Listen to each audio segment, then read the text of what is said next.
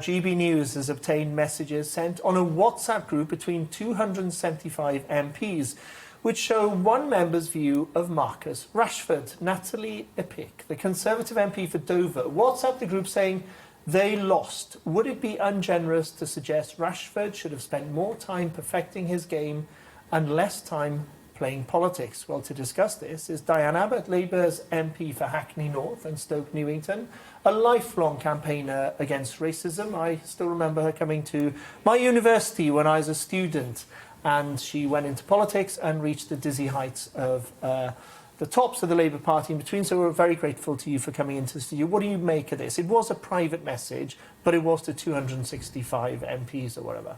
I think that tweet was quite extraordinary. You know, this is less than 24 hours after it all happened, and Natalie is sending abusive tweets. And I would say, I know she's a parent herself, would she want one of her children to be abused like that in what must be one of the worst times of their life? Quite unnecessary. What was she thinking? Does she think there are people in Dover who don't vote for her now, who are going to vote for her because she's abusing England football players who've given everything for their country? It wasn't a tweet, it was a WhatsApp group, you know, 265 MPs. Does that change anything? Because she obviously didn't intend it to go further afield. I still think that it's appalling that Natalie should even think like that. As I say, imagine if that was her son. And yeah, we're showing it here. They lost. Would it be ungenerous to suggest Rashford should have spent more time perfecting his game and less time playing politics? She's obviously somebody who, as we discussed earlier, resented his interference in the debate about school meals. Do you think that's what it is, or do you suspect there's something deeper, there's something uglier? Well, first of all, on the school meal stuff, I mean, I don't think being concerned about whether children get meals in their summer holidays is what you'd call party politics. That's just an issue about caring about young people, and Marcus Rashford cared about it particularly because I think he depended on free school meals when he was a child. So for Natalie to think this is a party, that was a party political issue, I think that's distressing. She should even think like that. And we've seen as we say, this was a private message in a WhatsApp, but on Twitter there's been, and other social media platforms, in fact, like Instagram, we have seen overtly, undeniably racist comments and things. We're showing some now, actually, just there are some words we actually have to blur out because, you know, the N-word, for example. One thing that struck me is often when people are abused on social media, the action on the part of the social media companies seems to be quite pathetic, actually. Either somebody's reported and it takes ages to get something taken down, somebody's reported, they don't know who it is, it's an anonymous profile, you know, they have 0 followers and, you know, it's hard to track them down. Is it time we start rethinking this idea of anonymity on social media? Because clearly it's not working, is it? This idea of you can post the vilest abuse on Twitter and other social media platforms whilst being anonymous. I mean, is it right that we reconsider that?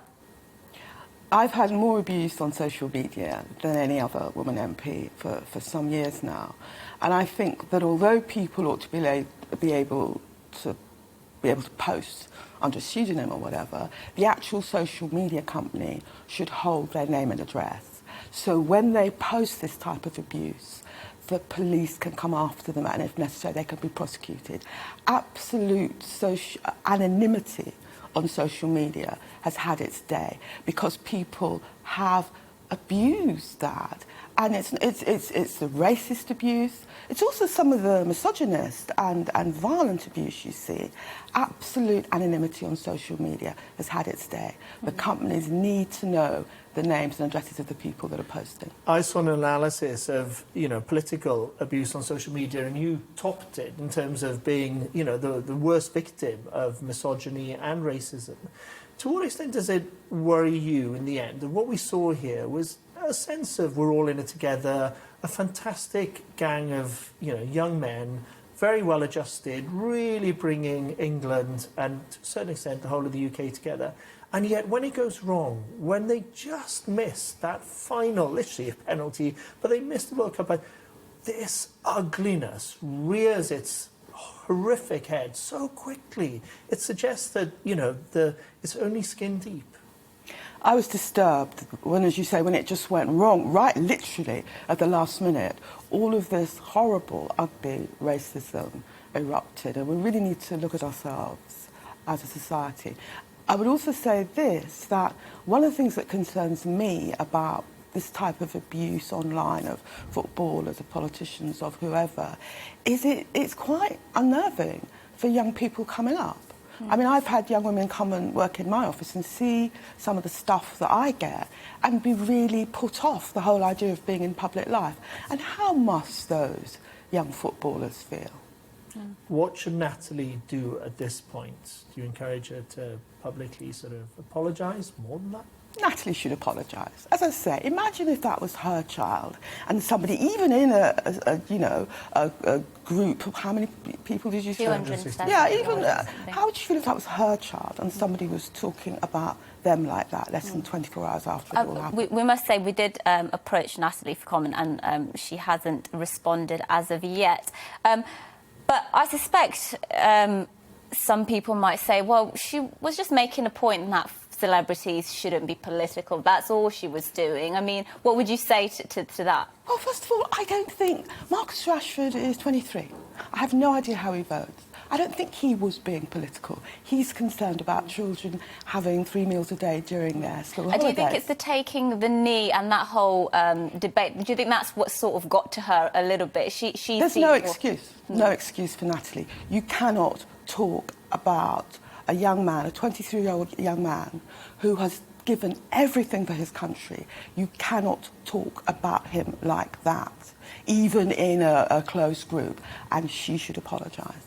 What about taking the knee? Because, you know, whether you support it or not, there is a view that every football match should not have to be harnessed for this. Whatever the cause, however worthy it is, that they should be able to get on the field and get on and play. Do you think it's been overdone?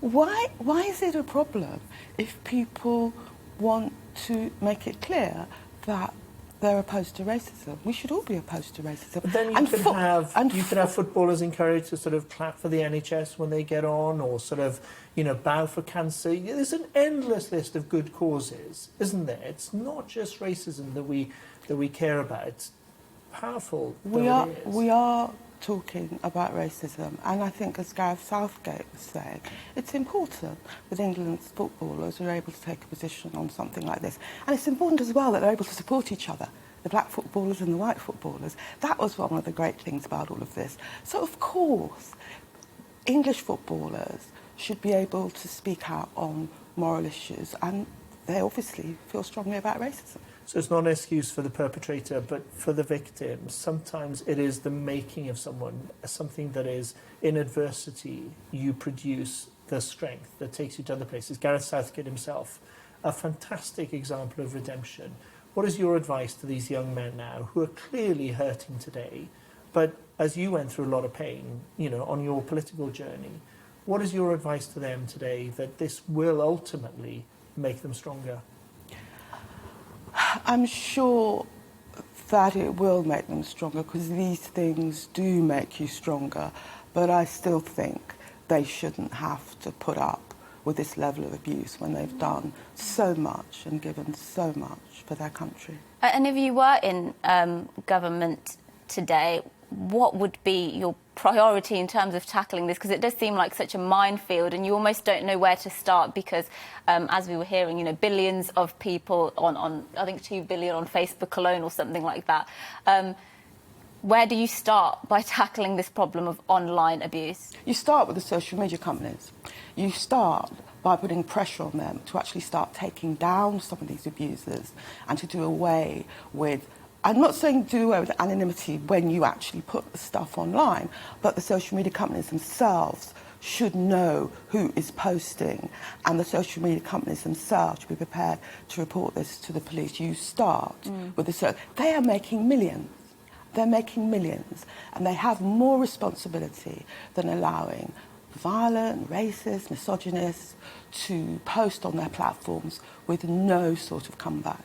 While we have you in the studio, can I ask you about a couple of other political things? The Welsh Government, led by a Labour MP, of course, Labour Assembly member, Mark Drakeford, is going to insist, is going to make it a legal requirement that people still wear masks in certain circumstances, public transport, hospitals and so forth.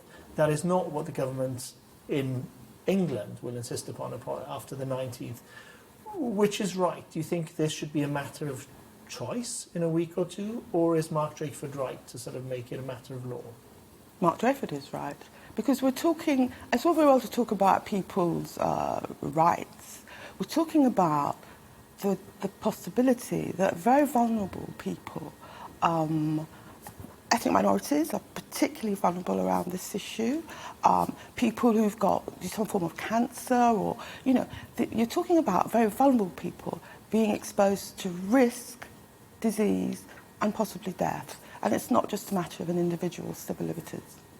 Do you think so? Masks, your position would be for them to sort of stay beyond that June the 19th date. Do you think there are any do you think firstly the June the 19th is actually too soon? And are there restrictions that should stay in place sort of beyond that, other than masks, do you think? I've not seen the sort of medical data. We do know that masks are actually quite a simple thing we can all do, which will make us all safer. And I think that Mark Drakeford is right. And I think already, actually, I've heard some government ministers talk about this, and they're kind of hedging away from that. You know, oh, everybody doesn't have to have a mask, and some of them are saying they are going to be wearing masks and so on. I think that the government should really reconsider the masks thing. And we need to look at the data, because, you know, some people say this is all about individual civil liberties.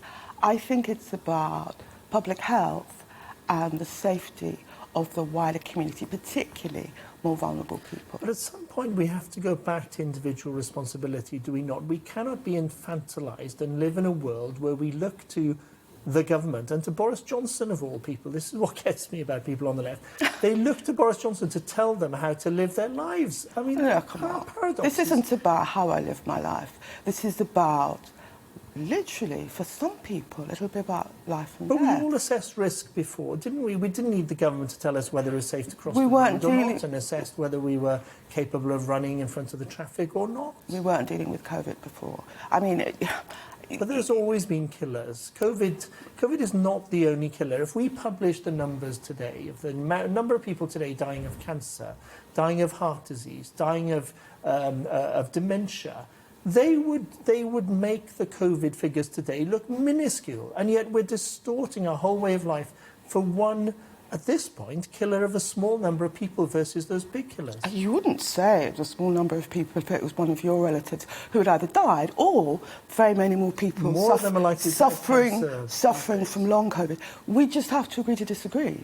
I think that if you weigh people's personal liberties and public health in the balance, I think public health, and as I say, the risk that some people may get very ill or even die, I think that public health is more important than any individual.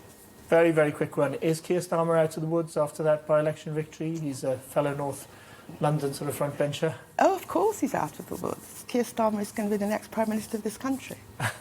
Once more with feeling, thank you very much, Diane Abbott, for coming into the studio.